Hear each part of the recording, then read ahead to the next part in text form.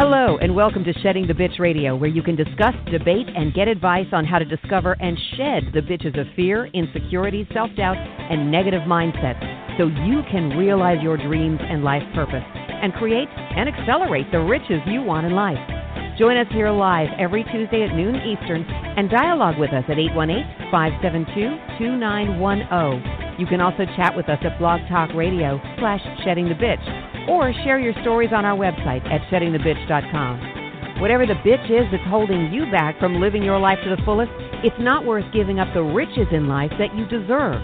So call in now and let Bernadette Boas know what's holding you back. 818-572-2910.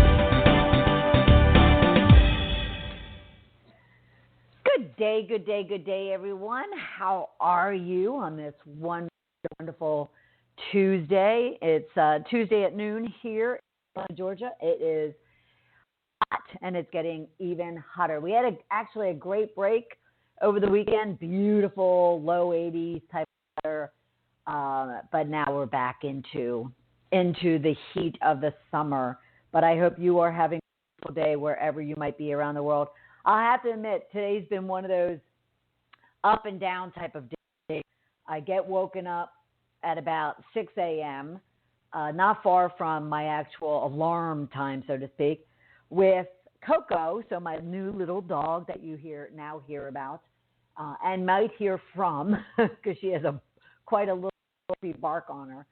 But all of a sudden I wake up to her, what seems to be like gasping for breath.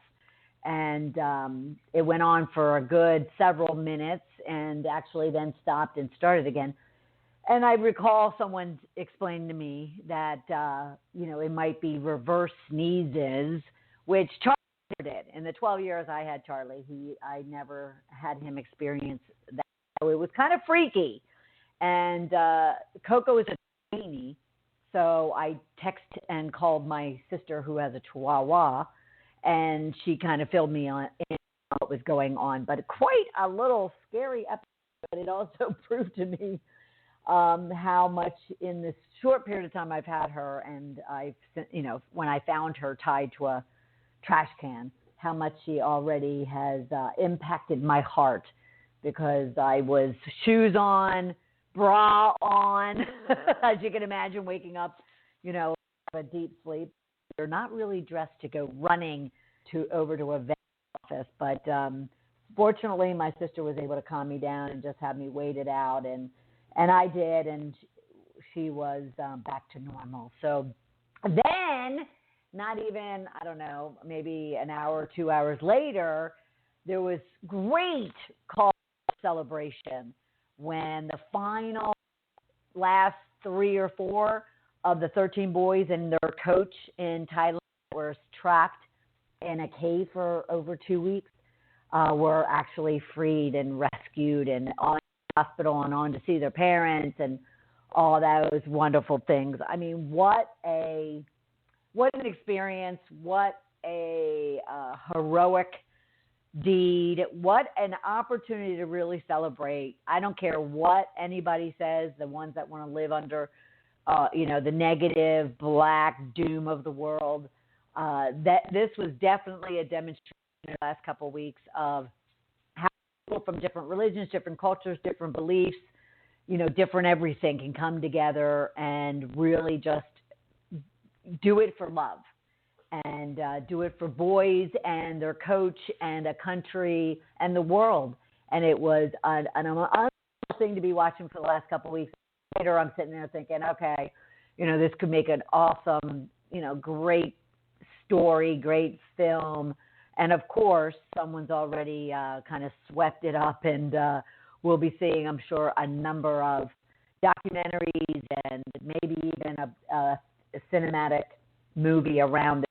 It was quite a feat, let me tell you. So congratulations to the boys. Congratulations to the coach. Congratulations to all the rescuers and all those people, even out there like yourself and myself, who were praying each and every day throughout the day that this ended in a beautiful, beautiful, beautiful result. And hopefully, I understand a couple of them might be dealing with some lung issues And hopefully that's just very short term, and they're able to gain their health and go back to playing soccer and just enjoying life. So hip, hip, hip, hip, hooray for everybody there.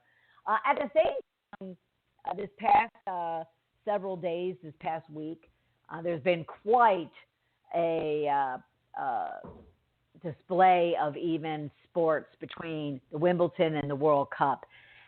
As I was watching both of them and various games, various players, various backgrounds, I also realized that sports is a great learning ground and great place to learn lessons about life, about business, about humanity, about even kind of lessons learned about how we are actually unconsciously talking and treating and behaving. So let me explain what I mean. So I was watching Wimbledon, and fortunately, Wimbledon, the network, I'm not going to say who it is because I can't even remember, don't want to get it wrong, but they were able to do split screens for the many, games that were going on, the many matches that were going on at the same time. So I happened to be watching the Halep versus Heshui, and I hope I don't get that wrong. I listened to how you pronunciate it multiple times this morning, but it was the women's top 16. And so Halep was the seed, the top seed that was definitely to win. So I'm watching this match, and between the first and the third set, and they each had one set. Even in the set where Heshui was winning that set, the commentators, which was Patrick McEnroe, I don't know the woman's name, but they both, Chrissy Everett, they both only spoke about Halep, only about her strokes, only about her shots, only about her wins, only about her misses. And I sat there for a good and a half, and I'm thinking, what unconscious bias is that here this was someone probably, I don't know where we was ranked, but someone that they just didn't think they had to pay attention to because, it was just assumed Halep was going to come and win the match. I mean, it was, pretty much assumed. So, of course, I get on Twitter and I start texting and I start texting or tweeting with, not with, but Patrick McEnroe, Chrissy Everett, anybody I can get their attention to, the fact that this was happening, and did they even realize that that's what they were doing? I mean, and when I say not a word, I'm saying not a single word was spoken about who Halep was playing for that first 2.5 sets. And then it got to the third set, and Sui, all of a sudden, you could see that this girl is not giving up, and this girl is going to play and leave everything on the court, and actually may have the biggest and the best defeat of a top-seeded individual of the entire Wimbledon championships. And so I started cheering her on, and all of a sudden they have no choice but to start speaking of her, speaking about her, praising her, and her whole game, her whole match. There was reasons to praise. There was reason to talk about her. There was reason to. She had such a. I mean, it looked like she just stepped up and just kind of hit the ball very gently, and it would go anywhere that she wanted. I mean, it was quite impressive, and yet not a single word until they absolutely felt like they were forced to have to pay attention to her because she was actually starting to threaten Halep, and she came out on top, and she came out to win. And then the next thing you know, it's like, oh my God, she's fabulous and she's awesome and this and that. And what getting back to the lesson here, the lesson learned is, and the question I would ask myself and you is, how often do we do that? How often do we delete what we think isn't important, what we don't think isn't relevant, even though it's part of the experience we're currently in? And it might even be part of the dialogue or the situation or the encounter that we're having. How often do we just tune others out until they provide us with relevance, until they provide us something that we need and that we want. And I found that very, very, very telling. And then I was watching Federer. Now, Federer's 36, 37, is somewhere in the area, and he's back ranked number one, and he's coming into Wimbledon as the, top seed again. And, of course, Dow's going to give him a run for his money, but at the same time, watching him, and some people love him, some people hate him, and then the opportunity to watch him on, he was part of Running Wild with Bear Grylls. So that's the outdoor adventure guy who takes these celebrities and puts them through these very trying, very scary, very adventurous encounters to kind of test their degree of fear and courage. And I was quite impressed because here, Federer, who many people find to be very arrogant, very cocky, blah, blah, blah. And here he's very openly with cameras attached. He's going through this experience of snow climbing, I'll call it. It's mountain climbing and descending, but it's on sheets of ice, and it's, a frozen waterfall, and it's through, knee-deep snow, and a lot of challenges. And yet he was very open throughout the whole thing about his fears, about his insecurities, about the only place he feels safe is on a tennis court, that type of thing. And so, again, I was like sitting there thinking to myself, we have a lot to learn from even those reality checks, because every one of us, no matter if we're starting off or we're at the top of our game, we all have fears. If fear motivates us. Fear gives us energy, and it gives us determination and persistence. It gives us opportunity to be brave and to have courage and to succeed and overcome. And many of us choose to just run the fear and run something that's going to put risk, and then others just run toward it. And I was just impressed, with his attitude and his transparency and honesty about just, the fact that he with many, many, many fears. And the setup that Bear Grylls put him through was testing every one of those fears and insecurities. And yet he, was bound to prove it to himself. He didn't, necessarily care about the audience, although that's a good show, right? So anyway, I thought that was fabulous. And then, of course, there's the World Cup. And you could be on any side of even the political world, and you have your opinion politically even in regards to who you want to win the World Cup and who you absolutely don't want. So I was asked last night, watching over the week, I watched the England game, so I watched them win. And then I was watching the Croatia-Russia tournament. And I'll be open and honest with you, praying Croatia won. Russia's been putting on a wonderful, wonderful tournament, and championship, and it's wonderful, and it looks awesome, and what they've done to pull the world together and into their country is fabulous. I just personally, can't get past some of the dictators, some of the leaders, the decisions they make, the roles that they play, and the travesties they create.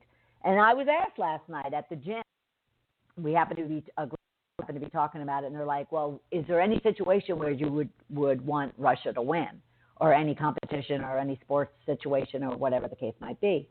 And I had to tell them, I said, I said, no. I said, I don't, because I don't want to, support, a government and a country who is known for, hurting us in the United States, hurting humanity. And that's all I'll say about that, because it all of a sudden starts getting people very, charged up and politicized, and all. I don't want. I just think the World Cup, the Wimbledon right now, and this whole experience with the boys in Thailand gives us great reason to sit down and really learn from it. Every one of those situations, even learn from how the players, in this case with the World Cup and Wimbledon, how they play, how the divers who are athletes of their strategizing and how they play. And that's what today's conversation is about, is all about strategy. And in every one of those situations, even in my situation this morning with Coco, I had to quickly come up with a strategy as to how I was going to handle that. So this question around strategy came up actually during our Ask Bernadette session episode last week. And so I didn't get a chance to address it, and we were running out of time. But at the same time, I thought, well, that's a great question to be answered as part of our Shedding the Bitch radio program for many reasons. Because strategy is strategy. Surviving and thriving in life is a strategy, should we choose to turn it into a strategy and allow it to help and benefit us.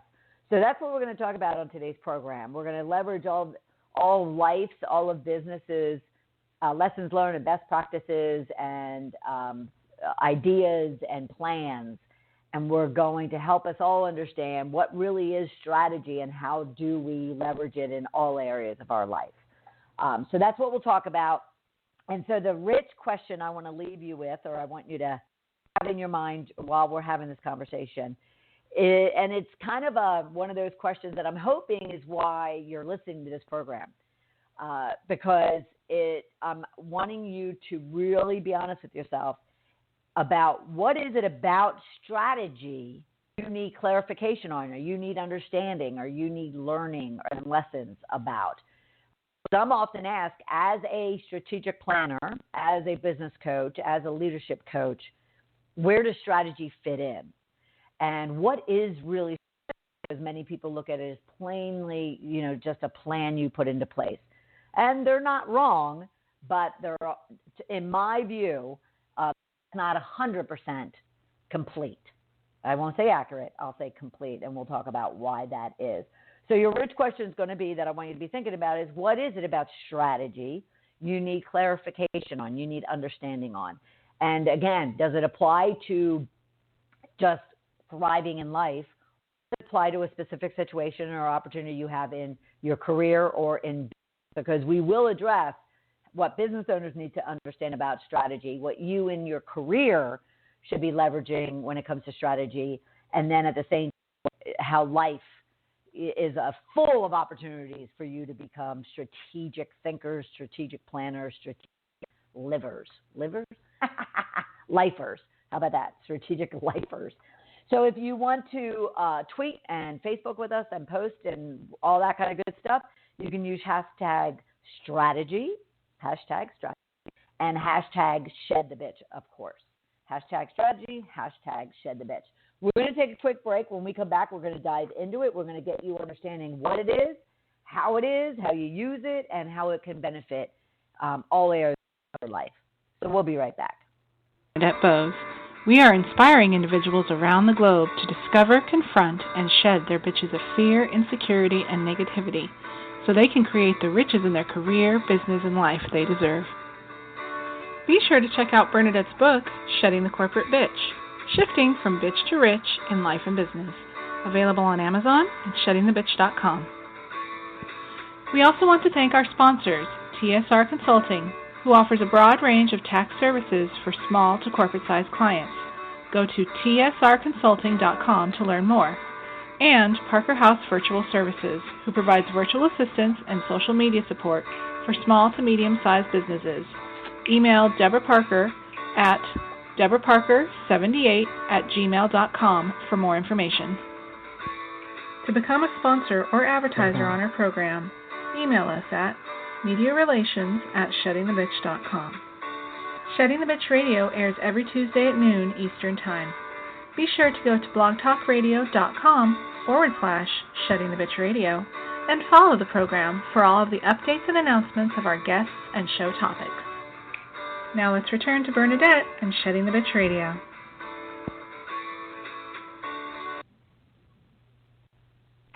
Welcome back, everyone. We are talking strategy today, and what it is, what it isn't. But we're going to talk about how do you use it and how it can benefit you in all areas of your life. So let me give you a couple of different definitions in regards to what strategy is. So Wikipedia states that strategy is a plan of action or policy designed to achieve a major or overall aim. You can synonyms for it is a master plan, a grand design, a game plan, a plan of action, a policy, or a program. All right, so that's Wikipedia's, and I'm okay with that. I'm okay because it states it's to achieve a major or overall aim, and you could take aim out of there, put goal, put objective, whatever you're comfortable with. And then Webster, the dictionary, has it as a careful plan or method. A careful plan or method. And then a devising or employing plans toward a goal. The art of devising or employing plans. I tend to lean toward Webster's definitions, and this is why. We talk a lot on this program, on my, overall my blog, and overall in what I do with Shedding the Bitch and the community. We talk a lot about SMART goals and how to define SMART goals. And I give you tips and resources and whatnot to help you formulate your goals. And I'm passionate in regards to every individual, whether it's for business or for life, having goals, because it's all about having something to pursue and get excited about and attain, and then reward yourself. And then, of course, you're not going to obtain them and succeed without failing or misstepping, as I like to call it. And those are opportunities for growth and lessons and things you'll do again and things you won't do again. However, strategy comes in it comes in after that, in my view. It comes in after you've defined your goals.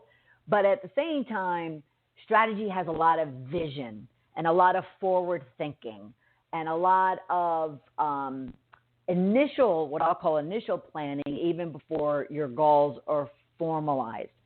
But I tend to even work with my clients and myself both ways.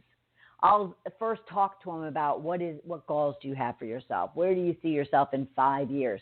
Now, a lot of that can be vision as well. And then I'll say, okay, let's define those goals. Then let's come up with a plan to then achieve those goals. So you see how that works?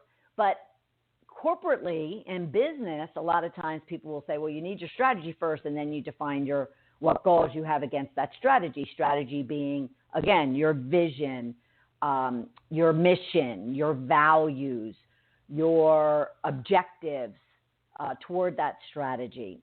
And then you would come up with all of your individual, SMART goals, so to speak, your measurements, your actions that you're going to take, so forth and so on. I tend to think, and I tend to feel that I am most successful, and therefore my clients are most successful, when I give them the opportunity to really be simple, even in business, to kind of think about, okay, so what is that goal that you have, and why do you have it? And what is it about that goal that makes you excited? And get all of those things out and documented and understood and clear and focused first. And then I say, okay, so based on that, what is going to be your strategy? What is going to be your course of action? What is going to be your plan to then achieve those goals? So that's just a very simplistic view on what strategy is in its most basic form. Now, of course, you can go online and you can Google, business strategy. You can Google life strategy. You can Google team strategy. You can Google whether it's so some of my clients are a conglomerate. So I have a Fortune 100 client. They're a conglomerate with multiple business units. And then obviously within those business units, they have teams. So, from a business perspective, you could be looking at a corporate strategy. Then you could be looking at a business unit strategy that ultimately each of those units would tie back to in some way, shape, or form the corporate strategy, but they might have their own unique strategy based on a number of factors we'll talk about. And then you can drill down from that and, departments, and then even in a department there might be team, and all of them have strategies that have a thread that goes all the way to the top. At the same time, they might have some, pieces of that thread that go off in their own unique, distinct modes in order to then achieve that individual team or business unit or corporate strategy. They're not necessarily 100% the same and equal. And even if you're a small business or even a middle market business, it may not be, that grand or that wide, let's call it. It might be, more narrow, more focused. And then, of course, if you're an individual, and we're going to talk about from a corporate perspective, or a business perspective, from a career perspective, because you can have strategies for your career, and we'll talk about life strategies as well. But keep in mind, a strategy can be applied to any area of your life. What is your strategy to get promoted? What is your strategy to get married? What is your strategy to, gain new clients or build your business? What's the strategy for winning against your competition? What's your strategy for overcoming or battling through an illness or a injury? I mean, like I said, life is a strategy. Waking up in the morning, there's a strategy, or there should be a strategy behind how you're going to get from point A, or let's call it at 7 a.m. in the morning to midnight when you put your head on the pillow. What's your strategy for just thriving through your day? And we're going to kind of look at a variation of all three of those things: career, business, and life, and drill into them. So you can look at any of those things as a strategy or a plan. Let's simplify it with a plan. But when someone applies strategy to a plan is a plan. I mean, you could look at it as a to-do list. You could look at it as a project plan of how you're going to get from point A to point B.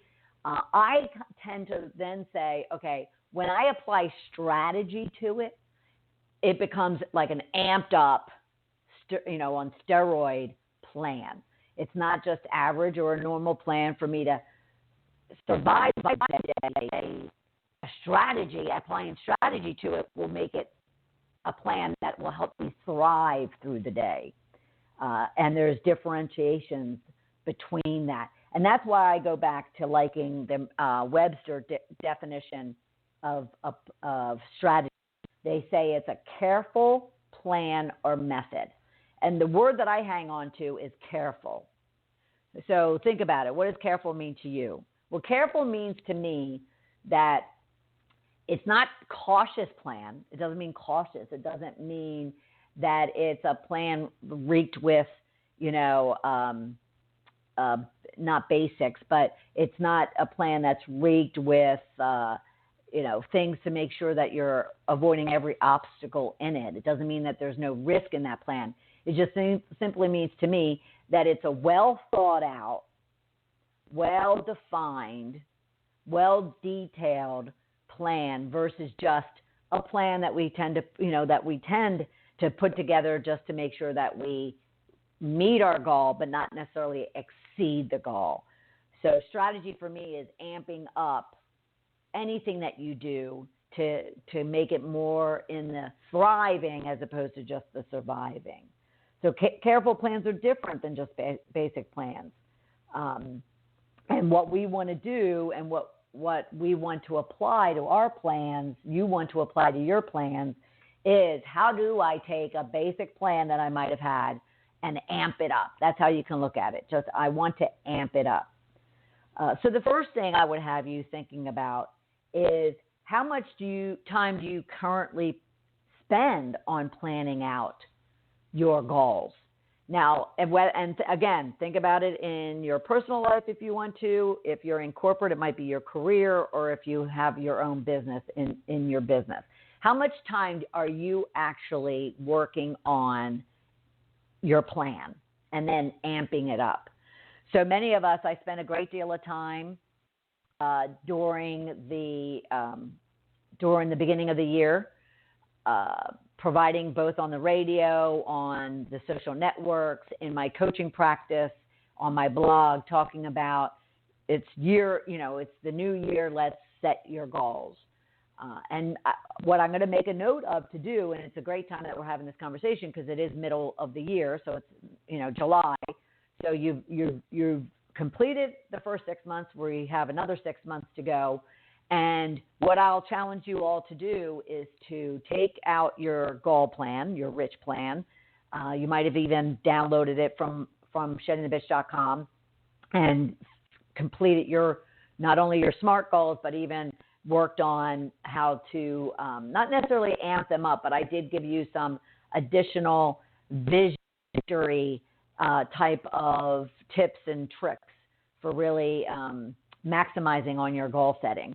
But what I'll make a note of is that what we want to do this coming year is to really make sure that you're focused on amping it up, applying strategy to your plan, and being very thoughtful, being very careful, not cautious, careful about how you are planning out those goals. But think about it. So how much time do you spend? And too many companies, and I'm going to go corporate now all the way down to small business, too many companies spend a great deal of time working on their plan at the beginning of the year, and then they don't do anything with it for the rest of the year.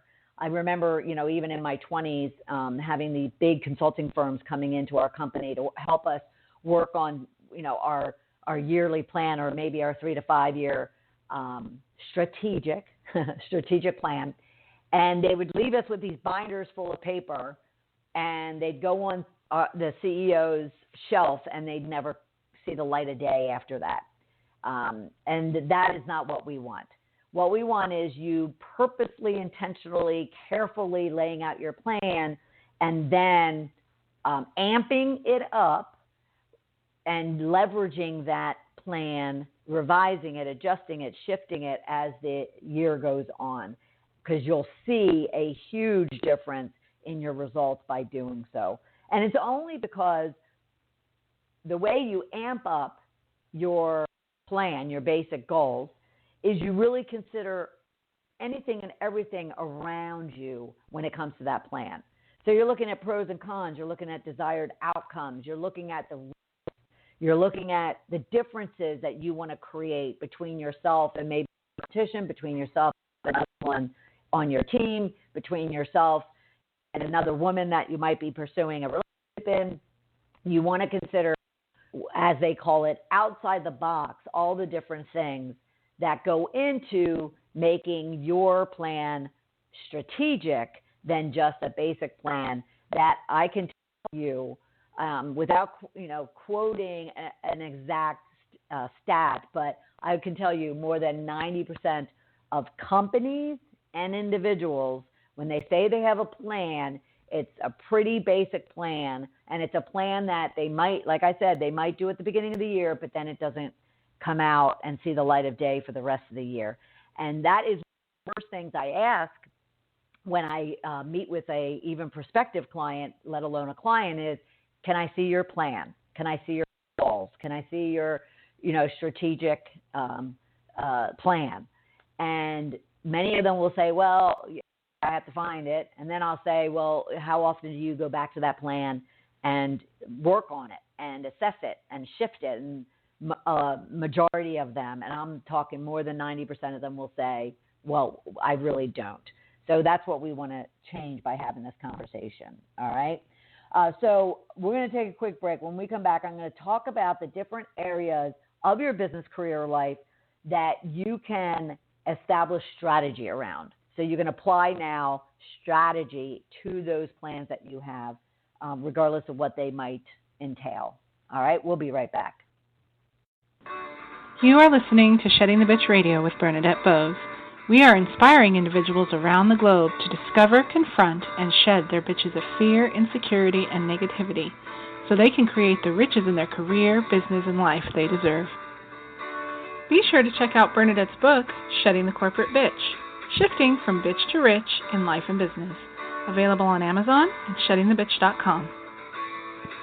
We also want to thank our sponsors, TSR Consulting, who offers a broad range of tax services for small to corporate-sized clients. Go to tsrconsulting.com to learn more. And Parker House Virtual Services, who provides virtual assistance and social media support for small to medium-sized businesses. Email Deborah Parker at deborahparker78@gmail.com for more information. To become a sponsor or advertiser on our program, email us at mediarelations@sheddingthebitch.com. Shedding the Bitch Radio airs every Tuesday at noon Eastern Time. Be sure to go to blogtalkradio.com/Shedding the Bitch Radio and follow the program for all of the updates and announcements of our guests and show topics. Now let's return to Bernadette and Shedding the Bitch Radio. But we are talking strategy today. We are talking what is it, how do you use it, and how can it benefit your career, business, or life.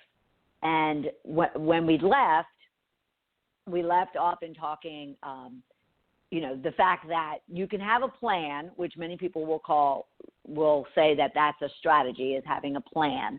But I look at strategy as taking a plan and really amping it up, really applying what many people will call, when they're asked what they think strategy is, well, it's outside the box, it's a vision, it's innovation, it's creation or creativity. And I would say it's all of those things then applied to your basic thinking, your basic plan, or the initial plan that you started with. So what I want to do is from a business perspective, I want to talk to you about all the different types of strategies you might apply in your own business. And then we're going to talk about how you can apply strategy to your career and how you can apply strategy to your life. So I don't care if you're a stay-at-home mom or you're a corporate professional, you can always apply thinking about a business, even if you're not in a business. So for those of you who aren't a business owner, this still is going to be very valuable for you. And just put on, a business owner's hat. If you're a stay-at-home mom, you have a business. It is running your household. It's taking care of, all the things that need to be done to have a very thriving household. So consider that your business, right? So the various ways or strategies you can apply to your plan, your basic idea of a plan, could be, well, what do I want to be strategic about? Where do I want to apply the differences between myself and others? And it could be around value. So let's start with value. So it could be around, well, value to some people means the lowest price. And to other people, value might be, I want to be sure that I'm delivering top quality, best of service type of results to my customer. So you would want to define what value means to you. But at the same time, value just not about cutting costs. It could be about delivering, regardless of cost, delivering the best result to your customer. You might look at your strategy when it comes to your products and services. Do I want to mirror my competition when it comes to products or services, or do I want to differentiate myself? Do I want to go narrow in the products and services that I offer, or do I want to go wide with the number of products and services that I have to offer? I was having a conversation with my business coach yesterday afternoon. I mention her quite often, Joan. And so she said to me, we need to kind of consider, your strategy for your products and services. You always tend to have a high number of things going on at the same time that you're working on, that you're offering, that you're, delivering on. At the same time, that never allows you to go really deep into any one of those things. She said, what if we, changed, even for the balance of the year, we changed the strategy to be that you're only going to offer a narrow set of products and services of which you can go then very deep in. So we had this conversation. It was a very out-of-the-box, creative, innovative type of conversation, and that was the decision was, for the balance of the year, I would go narrow and deep into the products and services that I offer my clients. And that is absolutely something that you could be thinking about and doing within your own business. It could be the fact that you're going to change up and consider not a different, but what maybe you're starting off on your business, but what target client you're going after. And it could be your strategy could be all based around finding that perfect client. That strategy might involve, doing tests and doing focus groups and doing research that would allow you to vet out who your best target client is. Or it could be that you go about, executing your business toward a certain target client and seeing, the results of that in your own business. It could be that you do research and you really want to, your strategy is to be very different than everybody else. And we're going to talk about something around differentiation in a minute. But so you might say, well, the common, I'll use myself, the common business coach, they tend to, go after a particular industry, maybe financial services or legal or technology, type of companies. And I want to be different. I want to go over, totally to the right, so to speak, and I'm going to go after construction companies, or I'm going to go after plumbing companies, or I'm going to go after labor type of companies to provide my business coaching services to. I'll never forget when I met a landscaper. This was a good 15 years ago. So he was always struggling to define his strategy, what his strategy was. And all of a sudden he came to me and he's like, I have it. He said, I'm going to start coaching on how I created and built my landscaping business. I'm not going to try to continue to grow my landscaping business, bring on more crews, take on more customers. Instead, my strategy to build and grow my business and expand my business is going to be on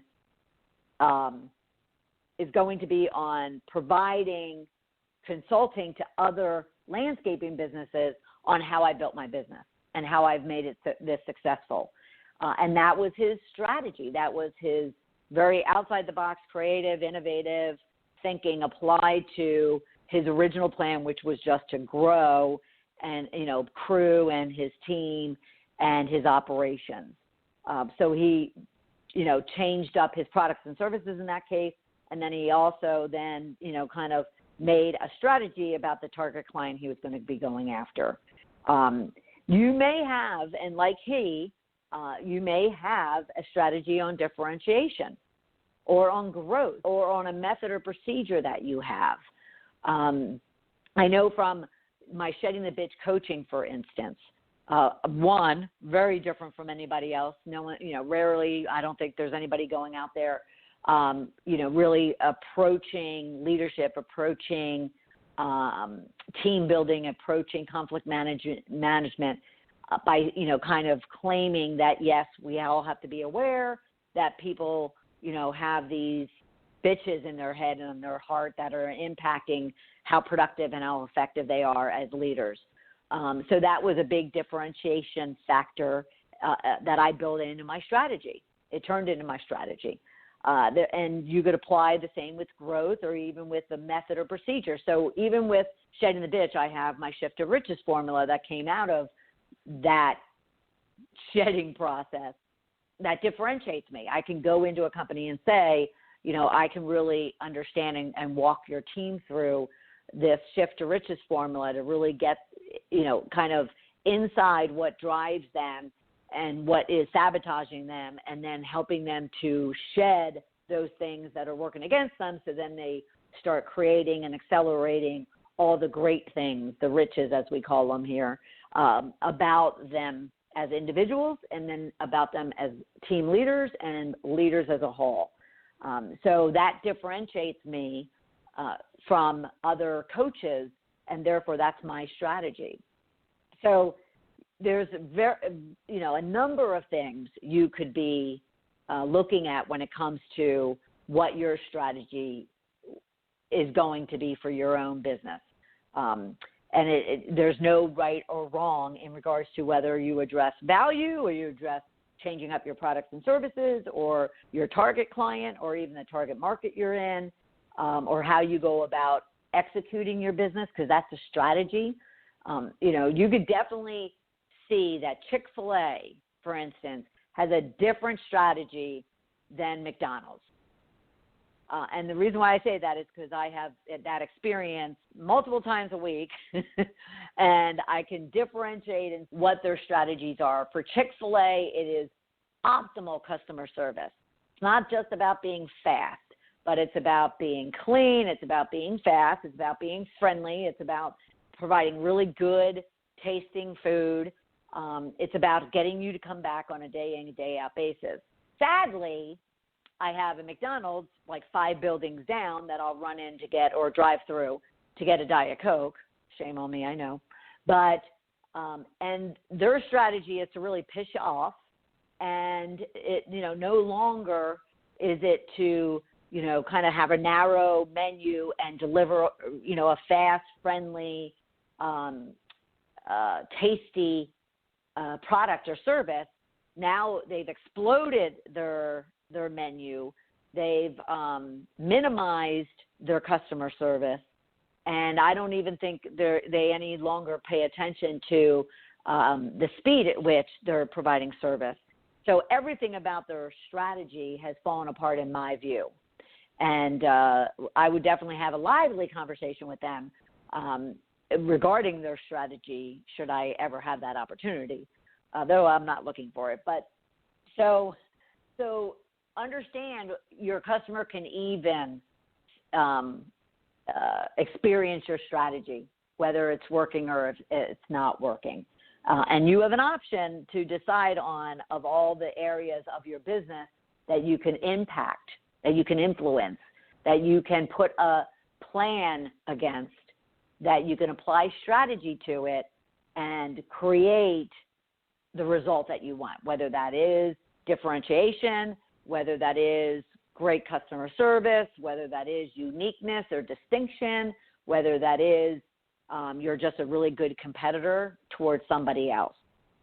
Now that brings me to, and I'm not even going to take a break, but that leads me to something that if you are a business person, whether in corporate or you own your own business, and you really want to understand what strategy is all about, there's a great book. It's called The Blue Ocean Strategy. Actually, I think it's just Blue Ocean Strategy. It was a book published in 2004 by Renee Marboron and W. Chan Kim.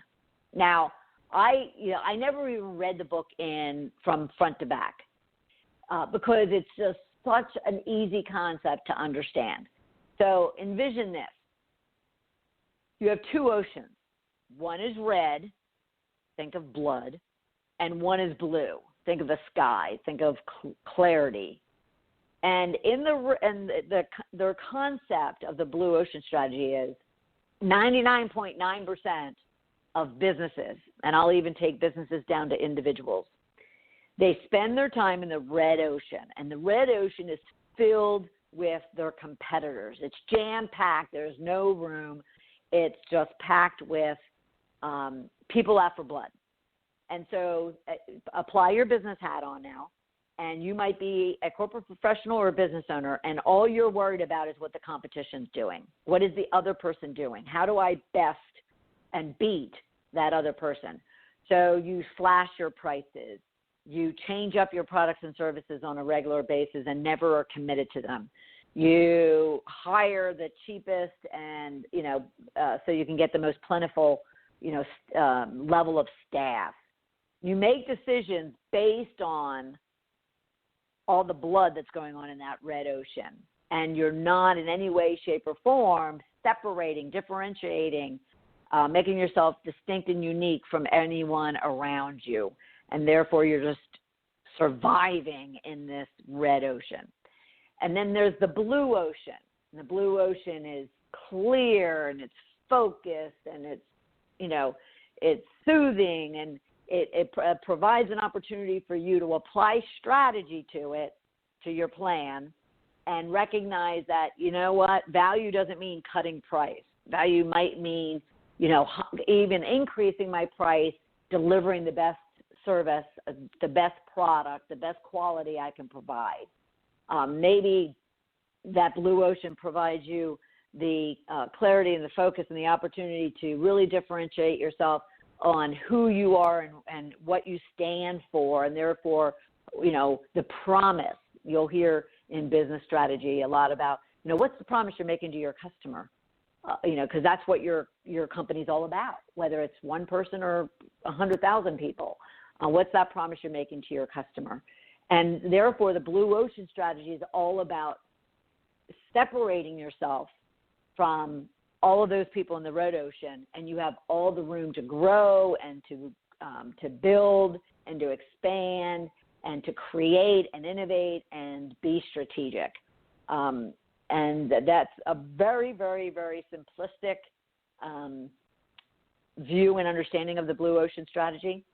But it's a great book and has some great resources and great tips and ideas and strategies for you to use in your own business. And I highly, highly recommend it. Again, Blue Ocean Strategy, published in 2004. It has stood the test of time, even through the 2008 through 2010 period. And actually, I want to bring up the fact that, very quickly, the fact that was the 2008-2010 period was an absolute great example of strategy and how to apply strategy. So, for instance, in 2008, I left my corporate job. I spent, instead of going out and looking for customers, I spent 4 to 5 months going out to find other experts, other consultants, other coaches that I can leverage in my practice, because my strategy was to differentiate myself in such a way that I'm a trusted advisor to my clients, and they come to me even for things that they know I don't do, directly, and I might not handle directly, but they trust me enough to say, hey, Bernadette, do you know, or are you able to help me with X, Y, and Z? And of course, if I don't do it, I'm going to say no, but I don't want to say no. I say no. However, I have someone that I can introduce you to, or I have someone that you can interview, or I have someone you can hire, whatever the case might be. And that was my strategy, was to differentiate myself in a very populated coaching and consulting space at the time. The other strategy I had was the fact that I wasn't ever going to use the boo-hoo, humdrum, depressed state of being that 99% of the business owners out there took on as a result of that depression period, that recession period, I guess, 2008, 2010. They were all boo-hooing, complaining of why they didn't have any business and why people won't hire them. And I had a full docket of clients from 2008 to 2010, roughly, before I took on a long-term contract. But and that was because my strategy was I wasn't going to allow my prospective clients ever boo-hoo about the economy, about the recession, because we all know that those depressions provide great opportunity for growth, great opportunity for expansion, great opportunity to buy up people, places, and things cheaply that can then, expand a business. So that was my strategy, and it worked, and I had a full docket of clients, and I built a roster of experts to where I never had to say no to my clients. And I had people, about a year down the road wanting to know what my secret was. And I said, well, it was no secret. I was sharing it with you. You just did not want to hear it. So you can come up with any type of strategy that you would want. All right, so we took a look at all of those things. But I want to make sure that we finish off with, okay, what can you be doing with strategy, even if you're a corporate professional? Well, like I said, strategy is about creating differentiation, creating value, separating yourself from the crowd. So you could be thinking through, what can I do to set myself apart from others on my team, or, at my peer level, because I want to be promoted. I want to be advanced. I want to get a raise. I want to get promoted, whatever the case might be. So how do you, set yourself apart? How do you, how can you be considered as a risk taker or a high potential or a leadership candidate? What can you be doing to really deliver on great service to not only your external clients, but even your internal clients? Because a lot of business people, corporate business people, fail to recognize that every one of those employees in a corporate business, small or large, have customers.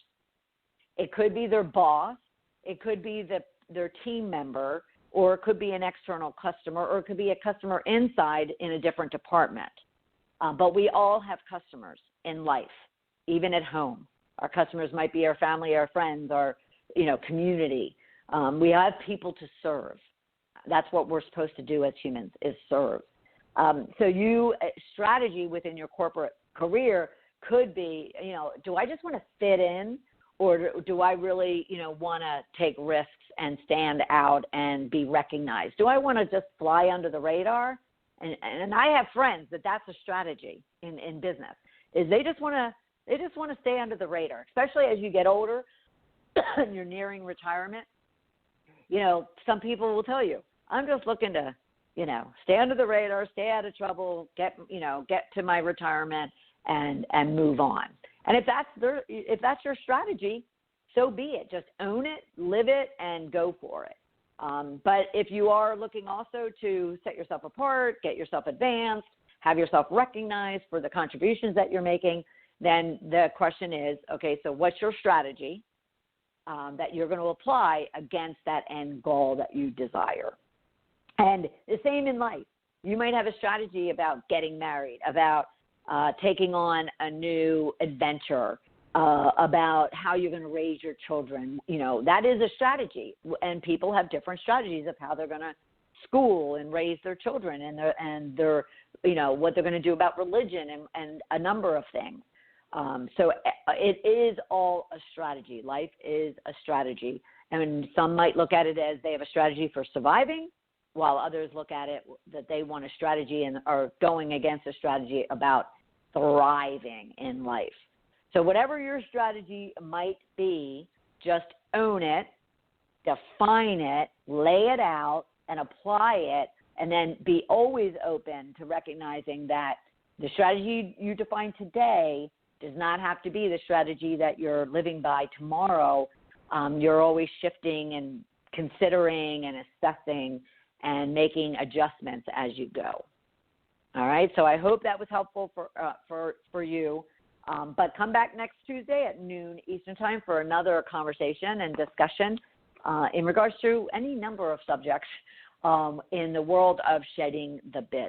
So everyone have a great, prosperous, and strategic week. And I'll look forward to talking to you right back here next Tuesday at noon Eastern Time.